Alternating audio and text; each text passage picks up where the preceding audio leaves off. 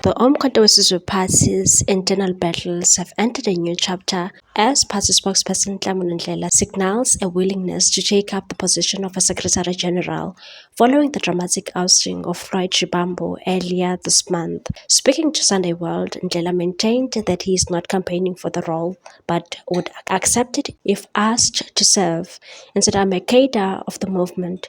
If the structures deploy me, I will accept the responsibility. I'm not here for positions, but I will serve where the organization calls me to." However, his remarks come amid mounting calls from a powerful faction within the party, comprised of its founding members, to install Ndlela as a Secretary General. The group believes he can help steer the party back to its founding principles and resist what they describe as a creeping takeover by the former EFF figures. Support for Ndlela is not new. Calls for his elevation predate even Shivambu's appointment last November, but following Shivambu's recent removal, the campaign to position Ndlela at top table has gathered fresh momentum. Sources within the party say the faction believes Ndlela's leadership would ensure that the original vision of the Umkhonto weSizwe Party, forged under President Jacob Zuma, remains intact, especially now that the party has secured a significant parliamentary representation, and that the president has finally seen what we've been saying about Floyd,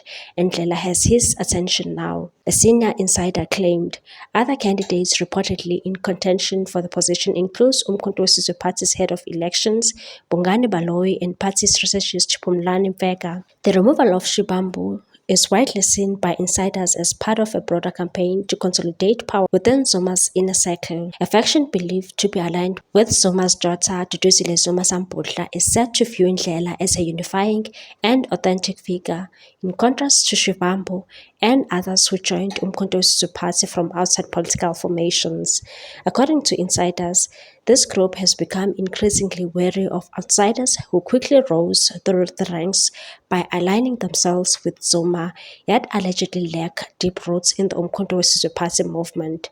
This includes former EFF members such as Shivambu, Zonele Manyi, and former public protector Busisiwe Mkhwebane. The insider said there was a deliberate move to get Floyd out of the way so that Ndlela can be put in. This is about reclaiming the party from people who never believed in it from the beginning. The strategic patch appears to be extending to others, including Manyi, who was recently removed as the MK Party's chief whip in parliament, and possibly Baloyi and parliamentary leader Colin Makhubele, both of whom who joined Umkhonto weSizwe Party from smaller political formations. In a strongly worded statement, Shivambu broke his silence last week, accusing Zuma's advisors of manipulating the party leader through misinformation, and said the president of the Umkhonto weSizwe Party, whom I dearly and so deeply respect, is surrounded by political scoundrels who opportunistically use his kindness and the gullibility that sometimes come with age to write fake intelligence reports to influence wrong decisions. Shivambu's remarks have further inflamed the party's already tense political climate, underscoring the fragile nature of the leadership structures within South Africa's newest political force.